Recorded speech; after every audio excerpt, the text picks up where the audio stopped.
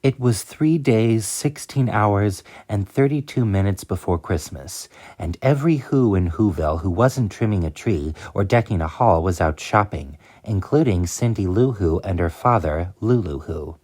Lou loved Christmas shopping, all Whos did, except for Cindy Lou, who, like many young people, was beginning to question things. And one of the big things she was questioning was the true meaning of the holiday.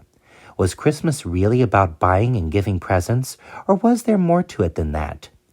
Cindy Lou didn't need or want anything from Santa Claus. In fact, the idea of buying someone another snoozle phone just didn't seem very important. But Cindy Lou's brothers, Drew and Stu, knew exactly what was important. They had decided to play hooky from school and climb Mount Crumpet with Junie and Christina in search of some mistletoe. "Where are we?" asked Junie as they tramped up the mountain past the old Whoville dump. "I think we should go back."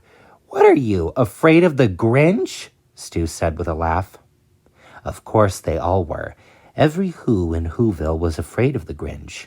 He had a terrible reputation, and he lived, as they say, in a vast dark cave at the very tippy top of Mount Crumpet, exactly where the teens were headed.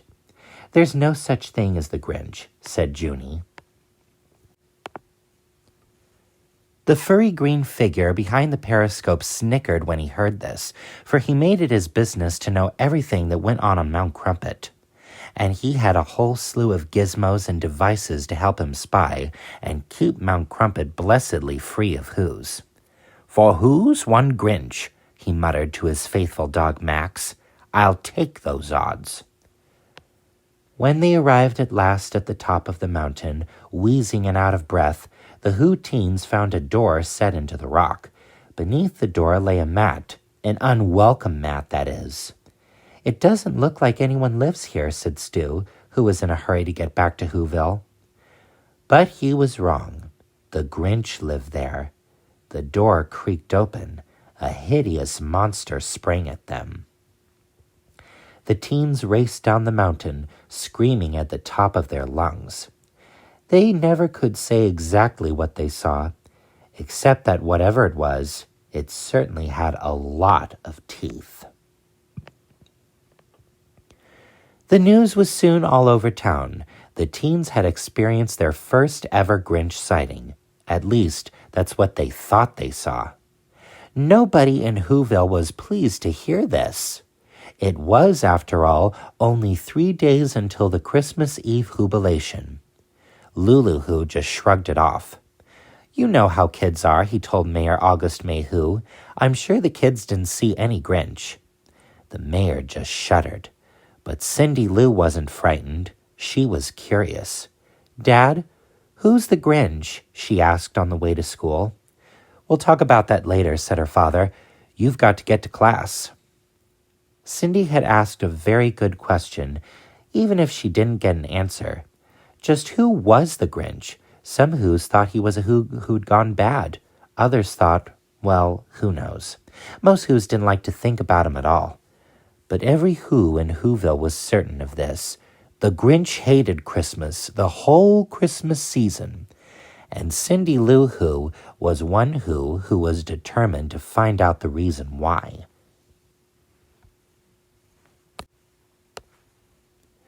Whoville Elementary School was not so very different from the school you go to, except that the most important subject they studied all year round was, you guessed it, Christmas.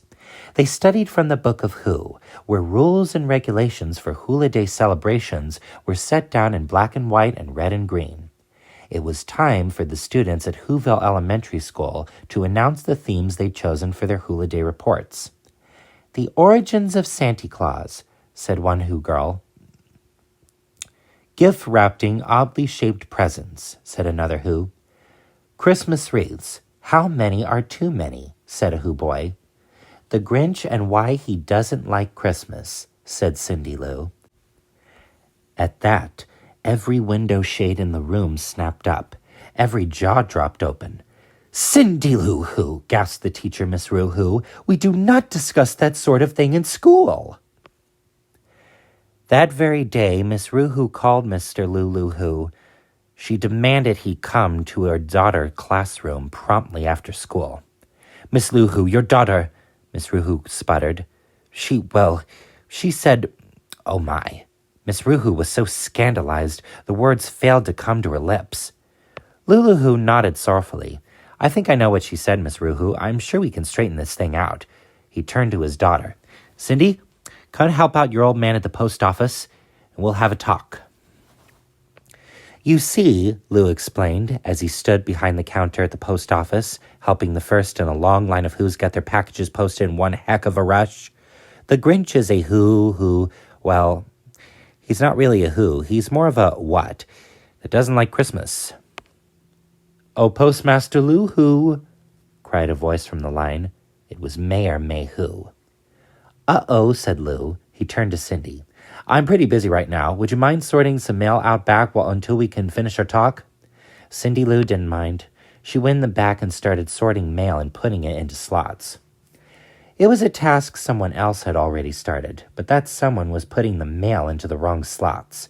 And while he was at it, he was sending out fake jury duty notices, chain letters, and nasty notes. Who was that someone? That someone was the Grinch.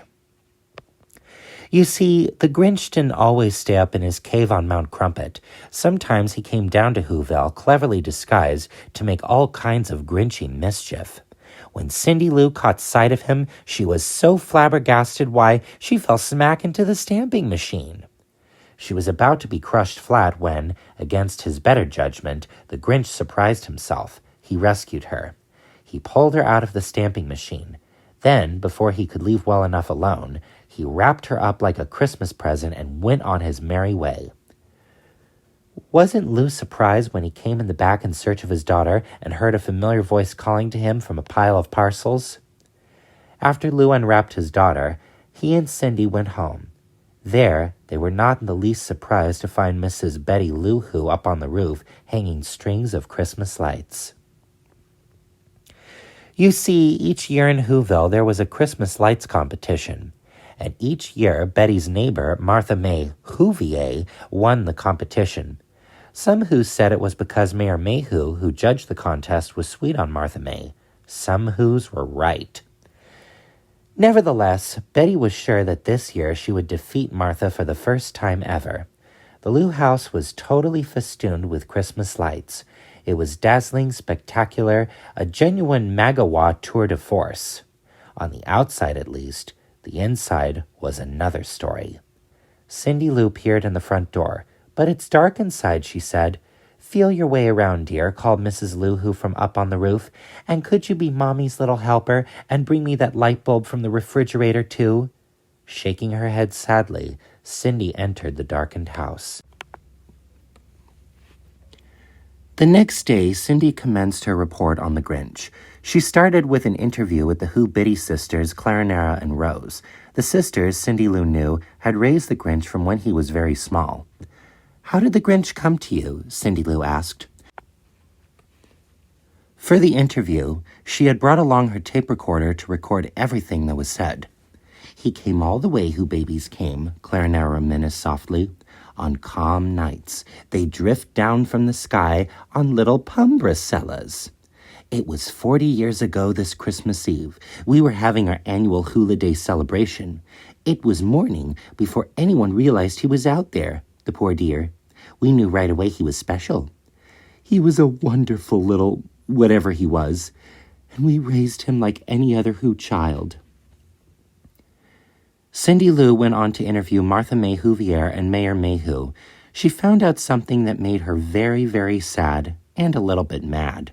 She found out that all the Whos who went to school with the Grinch, especially young Mayhew, had been very mean to him because he wasn't like them. He was different. Only one Who had been kind, and that Who was Martha. When the Grinch was 8 years old, he had been quite sweet on Martha, it seems. He had made a special Christmas present for her. It was an angel that he made of scrap metal and parts he found at the Whoville dump. He was very proud of it. So that Christmas Eve, the Grinch went to school with a paper bag on his head, the angel in his hands, and Martha May in his heart. Miss Rue, who made the Grinch take off the bag, All the children laughed and pointed. You see, the Grinch had tried to shave off his green fur because the other kids had made fun of it. The Grinch's face was covered with nicks and cuts, and he looked, well, even worse than usual. I don't know what's worse, the hack job he did on his face or the hack job he did with his gift, sneered young Mayhew, who had come with store-bought gifts from Martha May. In that moment, the Grinch knew he could never fit in with the Whos. He was ugly and green, and his present was junky, and Martha May would never be his. He ran for the door, knocking over the Christmas tree and making a mess of the classroom. He never came home that night, Clarinera said, shaking her head sadly. In fact, the mayor had also recalled, that was the last time we ever saw him. No thanks to you, thought Cindy Lou. And that's when she hatched her plan. The next day was Christmas Eve, the day of the annual Christmas Whobilation. Every year, the Whos elected someone to be the holiday chairmeister. Cindy Lou nominated the Grinch. At first, every Who in Whoville was horrified, mostly the mayor because he wanted the job, but Cindy stood her ground. After all, she said, reading to them from the Book of Who, the chairmeister is the one who deserves a backslap or a toast, and it goes to the soul at Christmas who needs it the most, and I believe that soul is the Grinch. Cindy Lou looked up at the assembled crowd. And if you're the Whos I hope you are, you will too. At first, all that could be heard were sniffles. Then the crowd burst into applause. It was settled. The Grinch would be that year's chairmeister. But who was going to tell him? Cindy climbed Mount Crumpet and asked the Grinch to be chairmeister. And the Grinch, with a little bit of coaxing from his faithful dog Max, accepted the honor. With a little more help from Max, the Grinch dressed in his holiday best for the event. He tried to be a good sport. Really, he did. He put on the sweater the Who-Biddy sisters knitted him, which was 5 sizes too small. He sat in the chair of cheer. He judged the pudding cook-off. He led the Christmas conga line. He did vigorous exercise. He blessed the children. He led yet another Christmas conga line. He drank galleons of Christmas nog. And then it came time for the present pass-it-on. But unfortunately, no one had told the Grinch he needed to bring a present, and that, the Whos learned, was a very big mistake. Of course, the mayor used the occasion to give Martha May a diamond ring and a new car. The Grinch could not help but remember that day back in Whoville Elementary School, the day of his great humiliation. And in a way, he was really reliving that day all over again today. Well, as you can imagine, it was more than the Grinch could bear. That's what it's always been about, isn't it? He raved. Gifts! Gifts! Gifts! Well, let me tell you what happens to your gifts. They all end up coming to me. In your garbage to the dump! The hushed Whos watched as the Grinch spun around and headed for Mount Crumpet. But before he did, a fearful, frightful, fiendish idea stole into his furry green head. Slowly he turned around. Oh, I'm a terrible chairmeister. I forgot to light the tree. And with that, he lit the tree all right. He set the great Christmas tree in Whoville Square on fire. Later, back on Mount Crumpet, I've got to do something, the Grinch muttered as he paced the floor of his cave. I must stop this Christmas from coming. But how? And that's when he came up with an ingenious plan, the crowning achievement of his glorious career as a Christmas kibosher. First, he needed a reindeer. He looked around. No reindeer. Then he caught sight of Max. Max shrank away. With some antlers, you'll do fine, the Grinch said with a grin. Next, he sewed up a costume. It was red with white trim. Can you guess what it was? A Santa Claus suit, of course. Then he hitched up Max to a sleigh, and he was off. While the Whos down in Whoville were fast asleep in their beds, the fake Santa Claus stole down their chimneys into their houses and took all their presents and all their decorations and stuffed them up their Who chimneys and piled them into his sleigh. He cleaned out every Who refrigerator and every Who Christmas tree. He even stole their stockings. It was at the very last house, at Cindy Lou Who's house, while he was stuffing the tree up the chimney, that he almost got caught. Cindy Lou herself came downstairs at that very moment. She stood there rubbing her sleepy little eyes. Santa, what are you doing with our tree? She asked. There's a light on this tree that won't light. On one side, the Grinch lied. I'm taking it home to my workshop to fix it. Santa, Cindy yawned, don't forget the Grinch. I know he's mean and hairy and smelly, but I think he's actually kind of sweet." Hearing this, the Grinch gulped. When the Whos awoke that Christmas morning, they were in for a shock. Everything, their presents, their trees, their decorations, their holiday food, was gone. In their jammies and slippers, they came together in the town square. "It was the Grinch," cried Mayor Mayhew. "Cindy Lou Who, I hope you're proud of what you've done." Cindy Lou shrank from the mayor's gaze, and a tear fell down her cheek. But Lulu Who stepped up and put his arm around his daughter. "Well, if she isn't proud, then I am," he said. "I'm glad the Grinch took our presents, because presents are not what Christmas is all about. Gifts and contests and colored lights. I guess that's what Cindy's been trying to tell everyone. Christmas is about being together with our families and loved ones, and that's all." From atop Mount Crumpet, the Grinch peered down at the Whos. He expected to hear a wail of woe, but instead, what did he hear? He heard the sound of Whos singing a sweet Christmas carol. The Grinch hadn't stopped Christmas from coming. It had come anyway.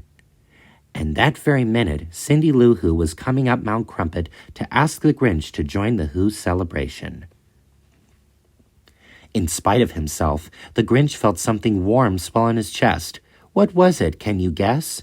No one is quite sure, but the Whos think it might have been his heart. His cold, hard little Grinchy heart just might have started to grow.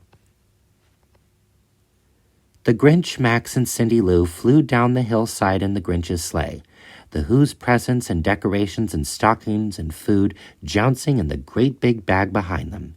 They came to a screeching halt in the middle of Whoville Square. "Well, what have we have here?" asked Officer Houlihan. "You got me, officer. I did it," the Grinch confessed.